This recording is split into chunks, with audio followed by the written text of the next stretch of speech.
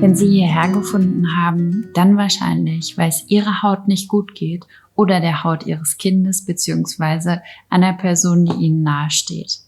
In diesem Video werden Sie lernen, was die emotionale Komponente beim Thema Hautgesundheit ist und welche Macht Sie dadurch erlangen können.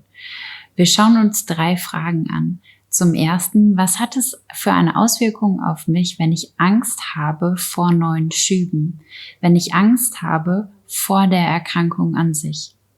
Als nächstes stellen wir uns die Frage, was bedeuten eigentlich die Symptome? Wir kennen vielleicht die physische Bedeutung, aber was ist die emotionale Bedeutung der Symptome? Was ist die emotionale Bedeutung von Juckreiz? Und als drittes schauen wir uns an und beantworten die Frage, wie Sie emotional in die Kraft kommen, sich das zu erschaffen in Ihnen, in Ihrem emotionalen System, sodass Ihre Hautgesundheit gefördert wird. Wie gehen wir mit der Angst vor neuen Schüben um? Dazu schauen wir uns zunächst die Stressreaktion an. Was passiert da eigentlich?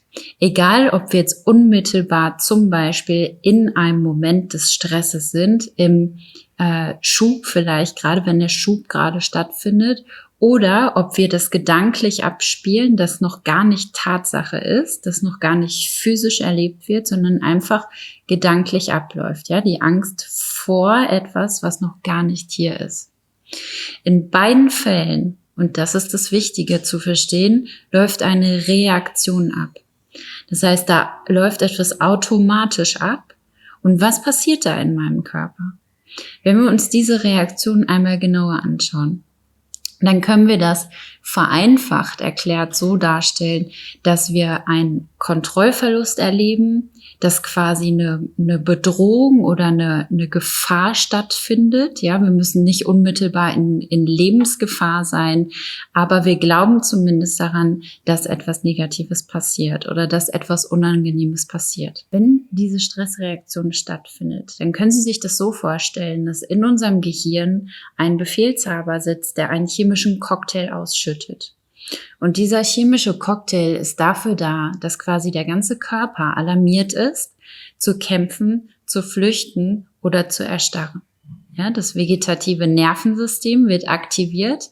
All unsere Ressourcen, die wir haben, um überleben zu können, werden quasi an den Start gebracht und dann geht es auch schon los.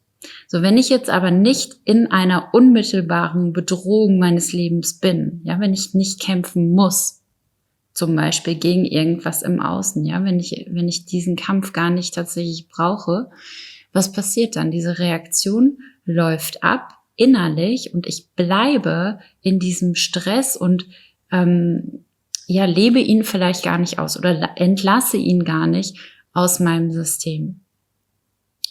Und jetzt können Sie sich den nächsten Schritt eigentlich so vorstellen wie ein Gummiband. Stellen Sie sich vor, ich hätte hier so ein Gummiband um meine Finger.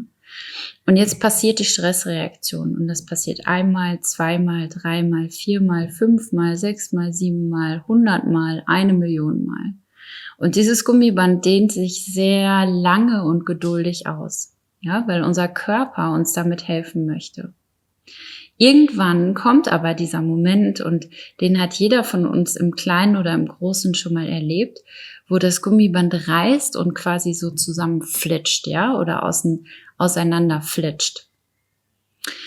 Und das ist der Moment, wo metaphorisch gesprochen auch, wir nennen das immunmediierte Krankheiten ausbrechen können. Ja, weil unser Immunsystem einfach ganz lange nicht vollständig funktionieren konnte. Und jetzt können Sie auch mal überprüfen, wie ist es eigentlich so ganz allgemein bei mir? Beobachten Sie sich mal in Ihrem Alltag.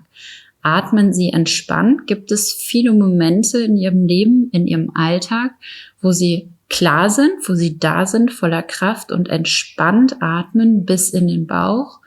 Oder ist bei Ihnen eher diese Flachatmung, die wir auch Stressatmung nennen, im Vordergrund? Das, was vielleicht noch wichtig ist oder interessant ist, wie ich finde, sich mal in Bezug auf Hautkrankheiten anzuschauen, ist das Thema Kontakt und Stress. Wo fühle ich mich im Kontakt mit anderen oder mit mir selbst unwohl?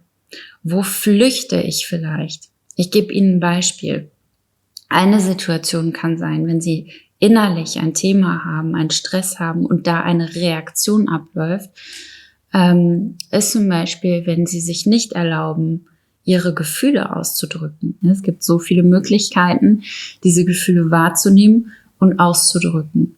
Weil ansonsten ist es, auch wenn sich das vielleicht ein bisschen komisch anhört, wie psychische Verstopfung, ja, wenn Sie all diese Gefühle nicht zum Ausdruck bringen. Das heißt, Sie können sich da im Alltag ertappen, wo Sie mit sich nicht wirklich wahrhaft und ehrlich in Kontakt gehen und vielleicht vor sich selbst wegrennen, ja, die Reaktion abläuft und Sie anfangen zu flüchten. Also beobachten Sie sich da mal, wo Sie mit sich nicht wirklich in Kontakt gehen, wo Sie vielleicht all das, was schmerzhaft ist, was wir als negativ bewerten, uns aber in Wahrheit dienlich ist, nicht anschauen möchten.